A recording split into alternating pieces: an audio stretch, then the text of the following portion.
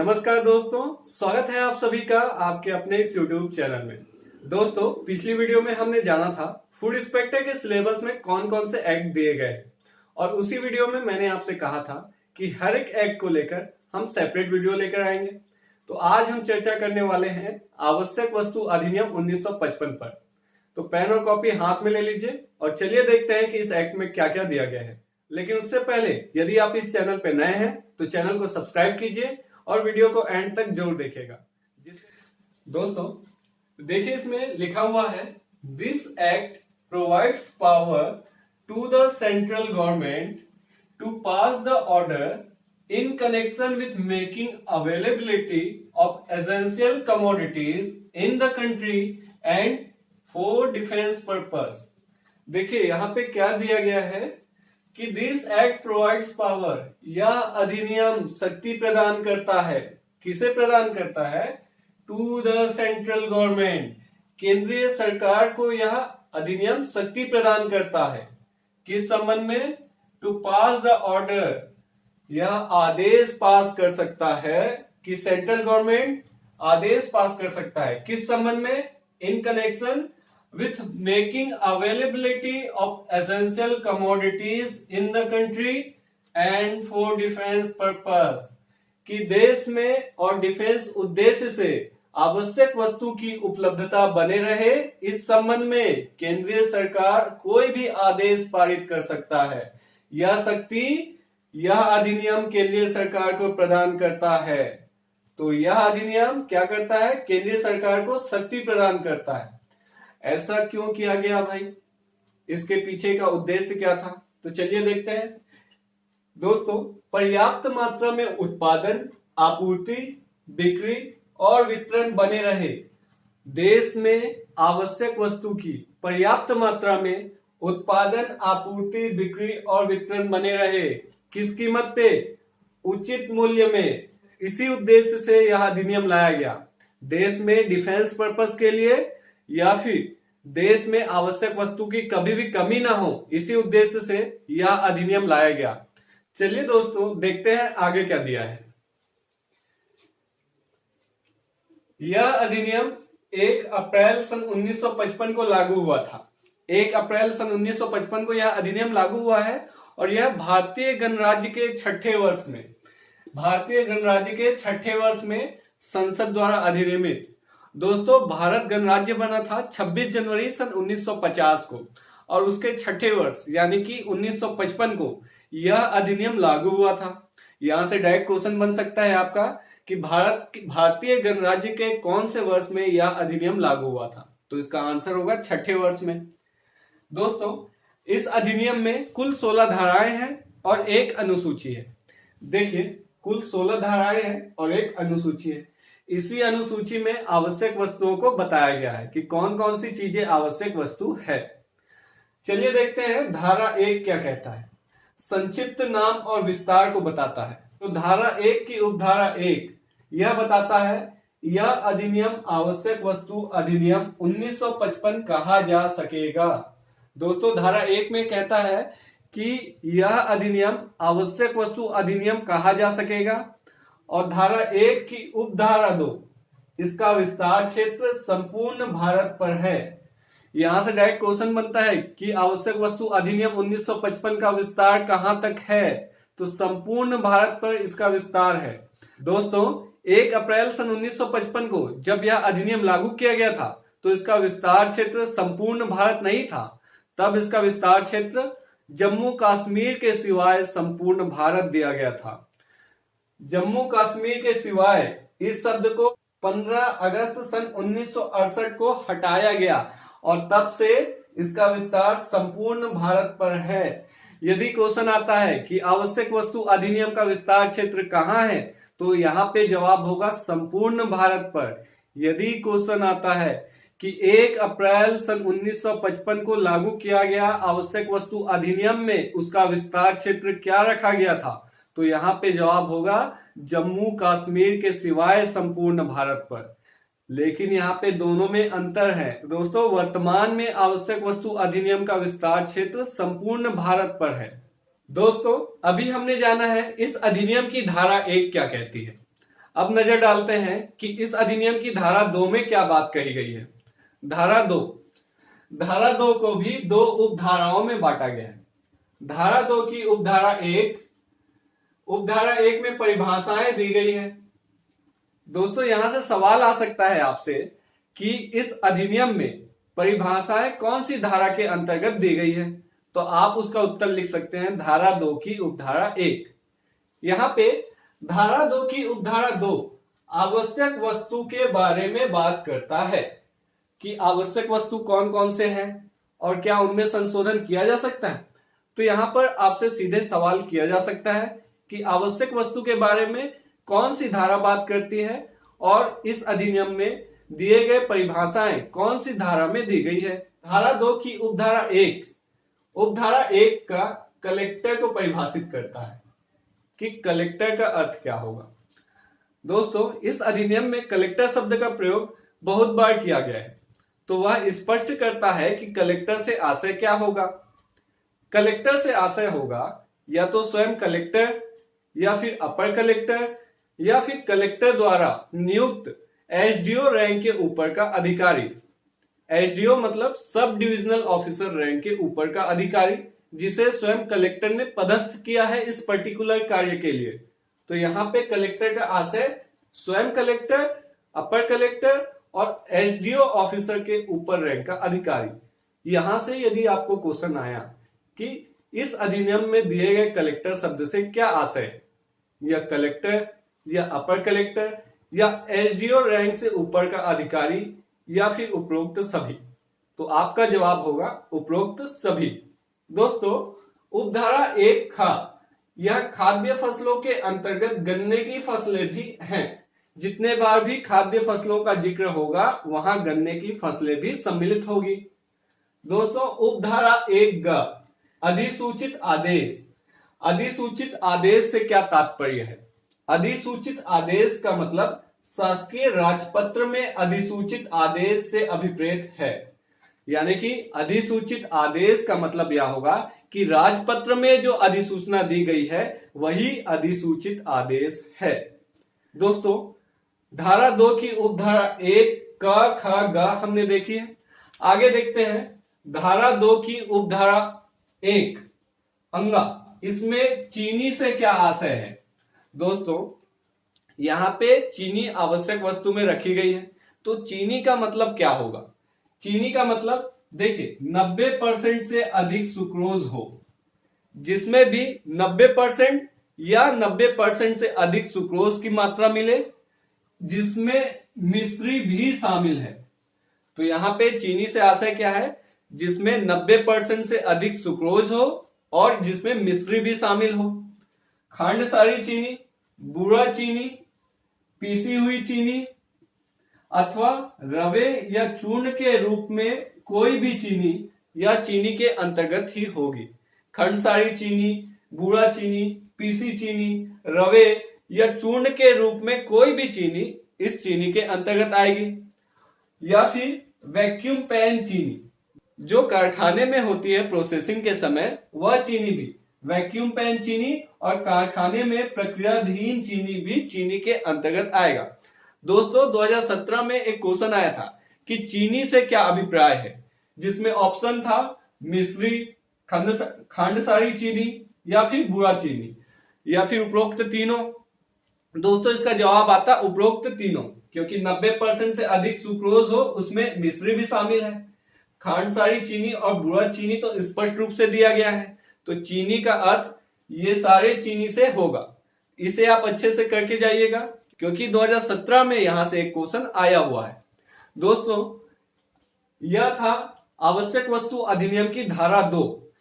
धारा 2 में भी हमने देखा है धारा 2 की उपधारा 1 में क्या क्या दिया गया है। अब आगे हम देखेंगे धारा 2 की उपधारा 2 में क्या क्या कहा गया है। दोस्तों धारा 2 की उपधारा 2 का आवश्यक वस्तुओं की घोषणा करता है। जैसा कि हम जानते हैं इस अधिनियम का नाम ही है आवश्यक वस्तु अधिनियम 1955। तो इसमें आवश्यक वस्तु कौन कौन सी होगी, यह धारा 2 की उपधारा 2 का हमें बताता है। चलिए देखते हैं इसमें सब क्लॉज क्या दिया हुआ है।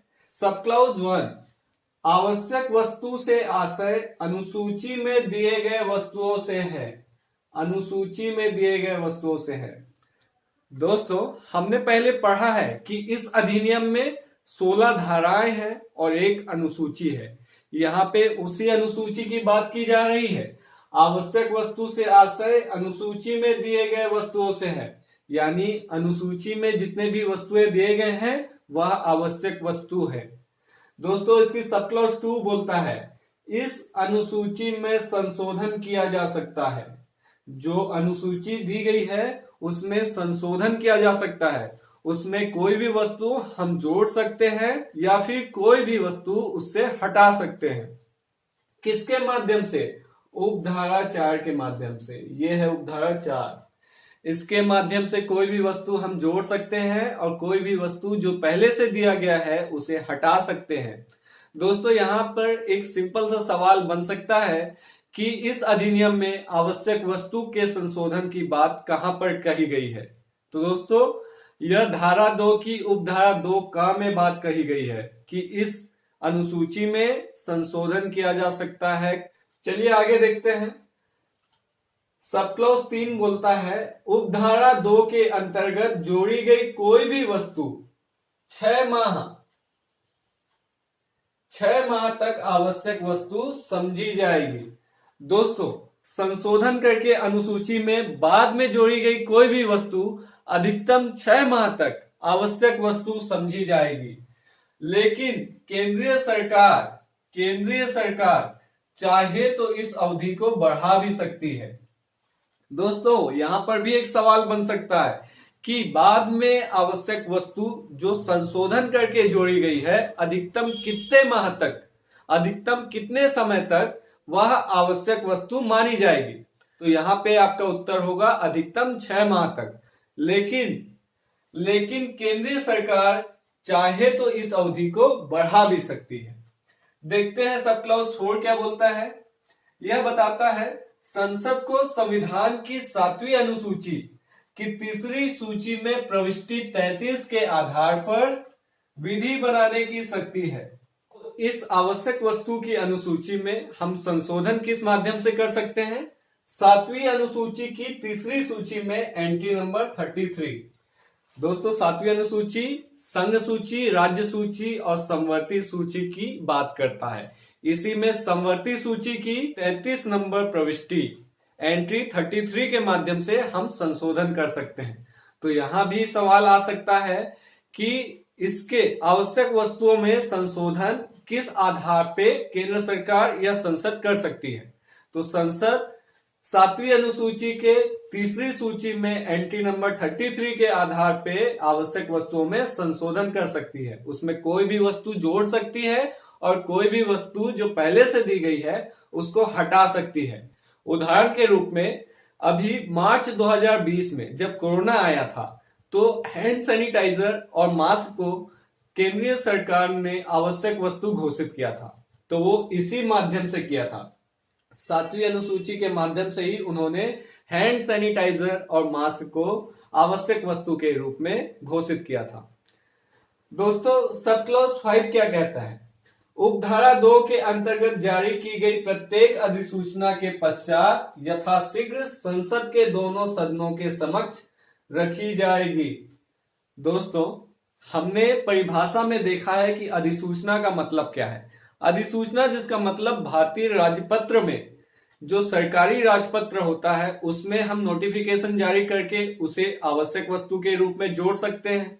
केंद्रीय सरकार चाहे तो ऐसा कर सकती है, लेकिन ऐसा करने के पश्चात उसे जल्द से जल्द यथाशीघ्र संसद के दोनों सदनों में उस नोटिफिकेशन को रखना होगा। और क्योंकि उसे 7वीं अनुसूची में 3री सूची जो दी गई है उसमें संशोधन करके उस वस्तु को आवश्यक वस्तु के रूप में ऐड करना होगा।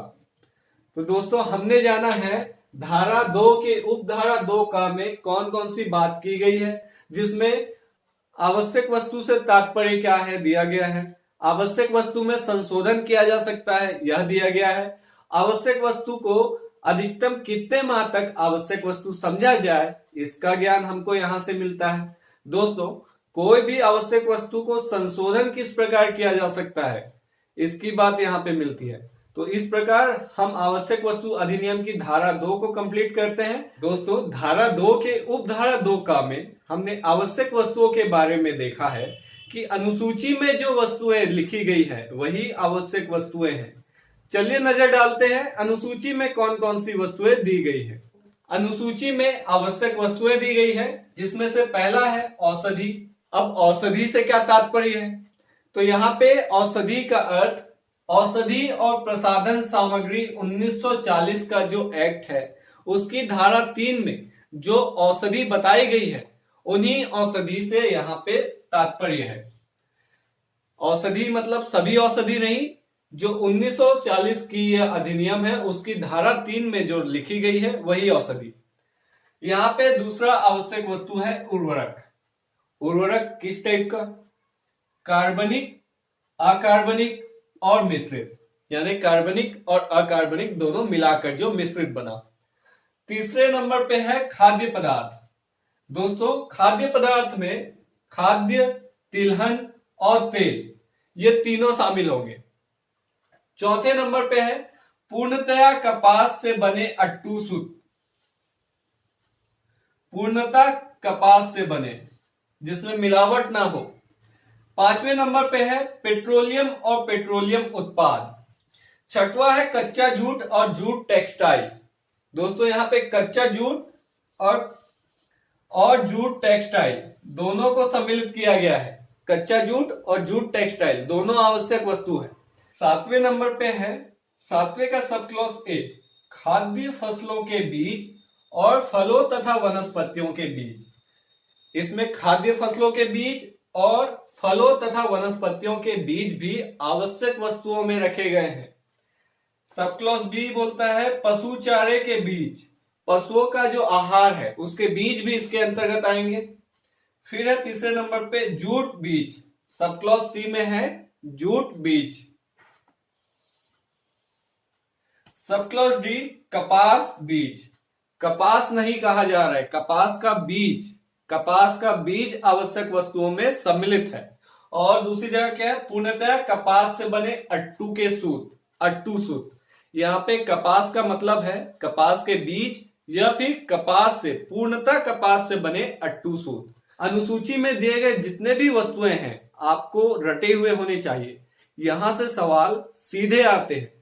उदाहरण के रूप में आपको बता दूं कि यहाँ पे जैसे दिया गया है खाद्य पदार्थ, कि खाद्य पदार्थ में कौन कौन से पदार्थ सम्मिलित हैं। ऑप्शन दे दिया तिलहन, तेल या फिर चाय, या फिर तिलहन और तेल दोनों। तो दोस्तों यहाँ पे आंसर आएगा तिलहन और तेल। चाय खाद्य पदार्थ में सम्मिलित नहीं है। दोस्तों, एक स्पेशल वर्डिक्ट बता देता हूं आपको। दोस्तों, सुप्रीम कोर्ट ने 2003 में आदेश दिया कि चाय फूड स्टफ के अंतर्गत आवश्यक वस्तु में सम्मिलित नहीं की जाएगी, मतलब खाद्य पदार्थ में सम्मिलित नहीं है। वह केस था S Samuel MD Harrison versus union of India, जिसमें सुप्रीम कोर्ट ने 2003 में आदेश दिया कि चाय फूड स्टफ का भाग नहीं है, फूड स्टफ में नहीं आता। इसका मतलब यह है कि चाय खाद्य पदार्थ में सम्मिलित नहीं है। तो ऐसे सवाल आपसे पूछे जा सकते हैं। चलिए देखते हैं आगे क्या है। दोस्तों, अभी तक हमने आवश्यक वस्तु अधिनियम में धारा 1 और धारा 2 के बारे में पढ़ा है, और इसमें एक अनुसूची है जिसमें आवश्यक वस्तुओं की सूची दी गई है, इसके बारे में जाना है। दोस्तों, जैसा कि यह वीडियो आरंभ होने के समय ही आपको मैंने बता दिया था कि इस अधिनियम में 16 धाराएं हैं और एक अनुसूची है। चलिए जानते हैं कि 16 धाराएं कौन कौन से विषय में हैं। दोस्तों, धारा 1, धारा 1 में अधिनियम का नाम और इसके विस्तार क्षेत्र की जानकारी मिलती है। धारा 2 में विभिन्न शब्दों की परिभाषाएं तथा आवश्यक वस्तुओं के बारे में जानकारी मिलती है। आवश्यक वस्तुएं जो अनुसूची में दी गई है वो धारा 2 के उपधारा 2 का के अंतर्गत आती है। दोस्तों, धारा 3 में केंद्र सरकार को दी गई शक्तियां, कौन कौन सी शक्तियां केंद्र सरकार के पास है इस अधिनियम के माध्यम से, यह धारा 3 में दिया गया है। धारा 4, इसमें राज्य सरकारों पर कर्तव्यों का अधिरोपण, यह विषय दिया गया है। धारा 5 में शक्तियों का प्रत्यायोजन, धारा 6 में अन्य अधिनियमितियों से असंगत आदेशों का प्रभाव यह देखने को मिलता है। धारा 7 में शक्तियां, धारा 8 में प्रयत्न और दुष्प्रेरण। वहीं पे धारा 9 जिसमें मिथ्या कथन दिया गया है। दोस्तों, कोई भी व्यक्ति या कोई भी कंपनी आवश्यक वस्तुओं से संबंधित सरकार को गलत जानकारी देता है तो वह मिथ्या कथन होगा। तो उस मिथ्या कथन में क्या प्रावधान किए गए हैं, यह धारा 9 में जानकारी मिलती है। धारा 10 जिसमें कंपनियों द्वारा अपराध की चर्चा मिलती है। धारा 11 अपराधों का संज्ञान। धारा 12 जुर्मानों के बारे में बात करता है। धारा 13 आदेशों के बारे में अवधारणा, आदेशों से क्या क्या तात्पर्य है यह बताता है। धारा 14 कतिपय मामलों में सबूत का भार। धारा 15 अधिनियम के अधीन की गई कार्रवाई के लिए परित्राण, अधिनियम के तहत जो भी कार्रवाई की गई है उससे संबंधित है। और धारा 16 निरसन और व्यावृत्तियां। निरसन मतलब इस अधिनियम के आने से कौन कौन सी अधिनियम जो पहले थी उनका निरसन किया जाएगा, इसकी जानकारी मिलती है। तो दोस्तों, इस प्रकार यह अधिनियम के 16 धाराएं हैं जो इन विषयों पर दिए गए हैं। हर एक धारा को एक ही वीडियो पे ला पाना संभव नहीं था, इसलिए आज हमने धारा 1 और धारा 2 के बारे में जाना है और इसकी एक अनुसूची है उसके बारे में जाना है।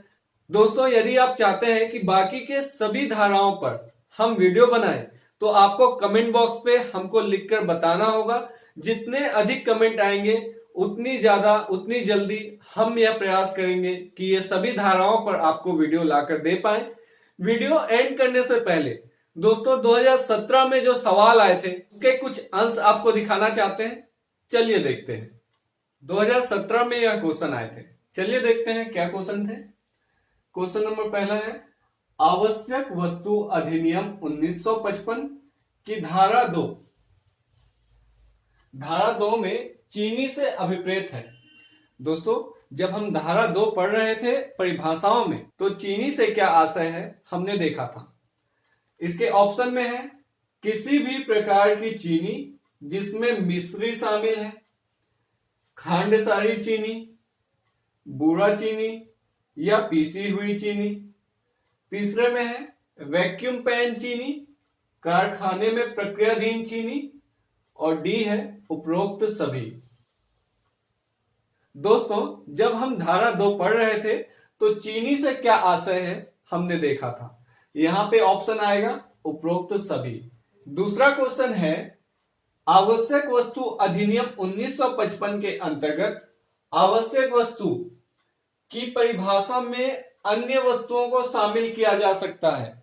दोस्तों, आपको यदि ध्यान है तो धारा 2 की उपधारा 2 का में हमने आवश्यक वस्तुओं के बारे में पढ़ा है, जिसका सब क्लॉज 2 हमें बताता है कि हम संशोधन कर सकते हैं, कोई भी वस्तुओं को ऐड कर सकते हैं और कोई भी वस्तुओं को हम वहां से बाहर निकाल सकते हैं। तो उसकी प्रक्रिया क्या थी, केंद्र सरकार सरकारी राजपत्र में उस वस्तु की अधिसूचना ले आए और उसके बाद क्या करना है, उसके बाद उसे जल्द से जल्द संसद के दोनों सदनों में लेकर आना है। यहाँ पे ऑप्शन है अधिनियम में संशोधन द्वारा, तो नहीं, अधिनियम में तो संशोधन करने की आवश्यकता ही नहीं है।